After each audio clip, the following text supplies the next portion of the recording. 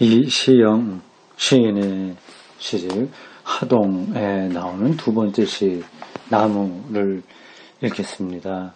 짧은 시입니다. 이 시집에는 짧은 시들이 주로 많습니다. 이 시인 자체 스스로 얘기한 적이 있습니다. 나이가 들면서 시가 점점 짧아지더라 라고 하는 겁니다. 이게 어디 있었나요? 시집에 뭐 머리글 그런 거로 나오지는 않은 것으로 보이는데 차례를 잠깐 보겠습니다. 네, 3부, 4부도 있고 시인의 말이 있네요. 30쪽 여기에 나온 걸 제가 보는데 잠깐 보겠습니다. 시인의 말 드러내놓고 시 비평을 하지 않았지만 심사평이나 페이스북을 통해서 이런저런 시에 대한 비평적 발언을 적잖게 해온 바 나도 물론 그 중에 하나다라는 단서를 달긴 했지만 관습적으로 시집을 내는 시인들 비판을 한 적이 있다. 적지 않은 후배 시인들의 불편함을 호소해왔다. 3년여 만에 시집을 내면서 제일 먼저 드는 생각은 내가 내 발등을 찍는 행위를 했구나 하는 점이다. 나 역시 저 구속으로부터 얼마나 자유로운가. 그런 점에서 나는 시비평과 자신의 시작 행위를 절묘하게 일치시켜온 김수영 같은 시인을 한국 시가 갖고 있다는 점을 자랑스럽게 생각한다. 그러나 우선 시에서건 일기에서건 자신을 속이는 짓을 용서하지 않았다. 그는 평생을 근대적 지성이 결여된 한국 시의 낙후성과 싸웠지만 낙후성보다 그가 더 증오에 맞지 않은 것은 언어에 대한 고통이 아닌 그 이전의 고통, 즉 양심과 무관한 현대적 감수성의 시인들이었다. 그는 그것을 위해서라면 시까지도 내던지는 철저한 절망을 하라고 김수영 전집 2권에서 외쳤으며 그렇게 전신으로 격도했다. 시집 맨 뒤에 붙인 글에서 굳이 그를 떠올리는 건 자기 변명을 위해서가 아니라 앞으로의 나의 다짐을 위해서다. 나는 이 시집을 끝으로 다시는 관습적으로 비슷한 시집을 내지 않겠다.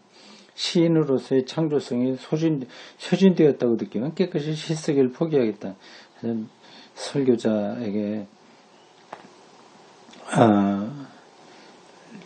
좀 따끔한 표현이군요. 관습적으로 설교를 하니까요. 끝으로 이 시집 생산 단계에서 뛰어난 그건 됐고 여기에 나오진 않군요. 어디 다른 글에서 제가 읽은 것 같습니다. 여기 나무 5행으로 되어 있습니다. 강변에 나무 2그루가 서 있다. 한 그루는 쓰러질 듯 옆 나무를 부둥켜 안았고 다른 한 그루는 허공을 향해 굳센 가지를 뻗었다.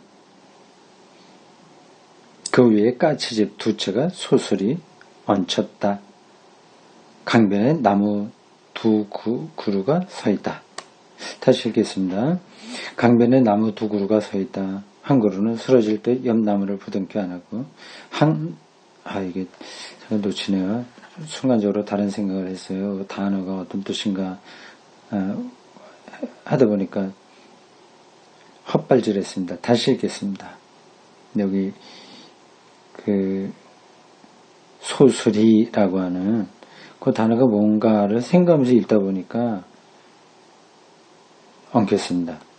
제목 나무 강변에 나무 2그루가 서 있다. 한 그루는 쓰러질 듯 옆 나무를 부둥켜 안았고 다른 한 그루는 허공을 향해 굳센 가지를 뻗었다. 그 위에 까치집 2채가 소술이 얹혔다. 강변에 나무 2그루가 서 있다. 첫 행과 5째 마지막 행이 똑같습니다. 그리고 중간에 세 행이 어떤 장면을 묘사하고 있습니다. 소술이라고 하는 단어가 어떤 뜻인지 좀 정확하게 찾아보겠습니다. 이 소술이 느낌으로 좀 오긴 와요. 까치집에 소술이 있으니까 복잡하지 않고 소소하게 그렇게 표현하면 되나요? 인터넷 사전을 보겠습니다. 이게 소술이 참 예쁜 말인데 우리나라 말로 느낌으로는 오는데 표현하려니까 쉽지 않네요. 소설이 예, 부사로 으스스하고 쓸쓸하게입니다. 가을 바람이 소술이 부는 저녁 이렇게 표현되어 있네요. 또 어디에는 서늘한 늦가을 바람 소술이 부는 밤 누각에 오르니 달이 두둥실 떠있다. 으스스하고 쓸쓸하게 라는 뜻입니다.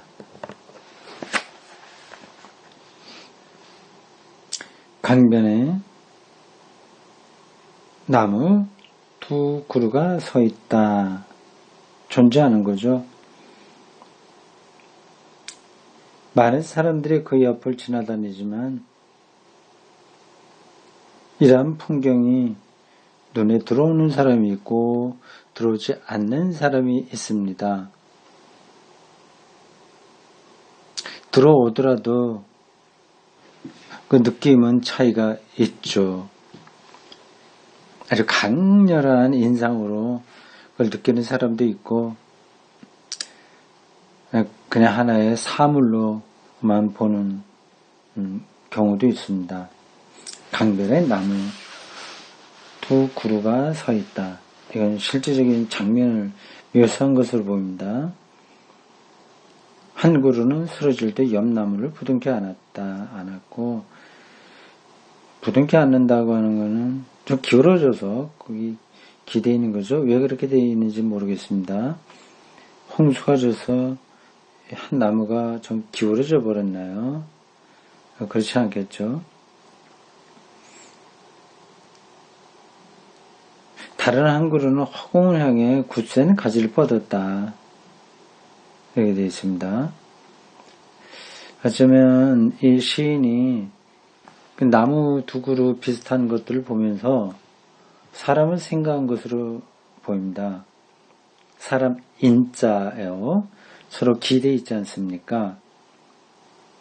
이 나무라고 하는 시가 묘사하고 있는 형상이 한자로 인, 사람인자, 그걸 그대로 보입니다.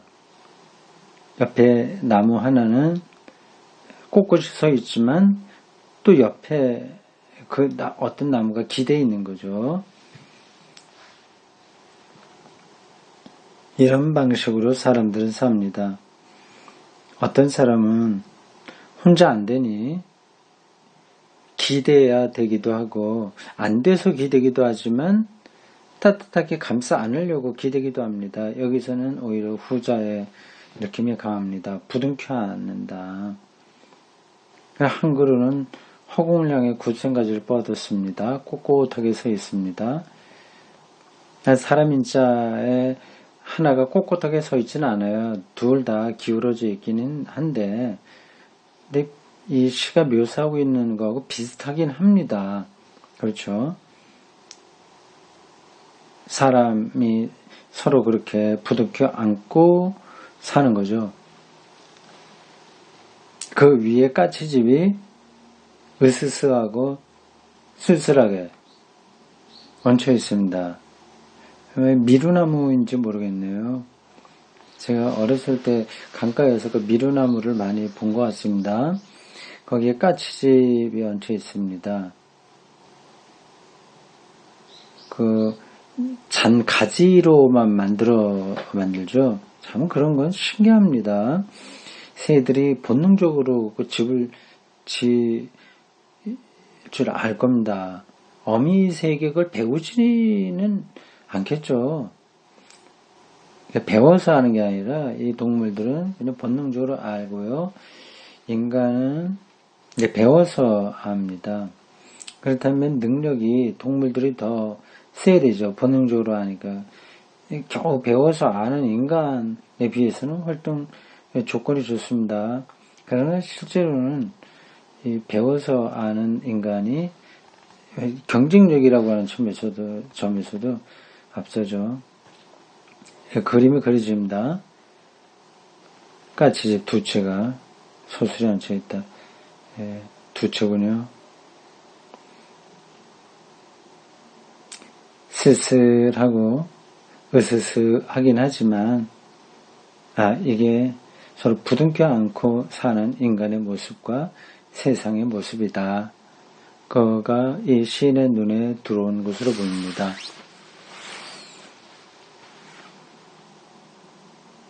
다시 읽어보겠습니다. 제목 나무. 강변에 나무 두 그루 서 있다. 한 그루는 쓰러질 듯 옆 나무를 부둥켜 안았고 다른 한 그루는 허공을 향해 굳센 가지를 뻗었다. 그 위에 까치집 두 채가 소설이 얹혔다. 강변에 나무 두 그루가 서 있다.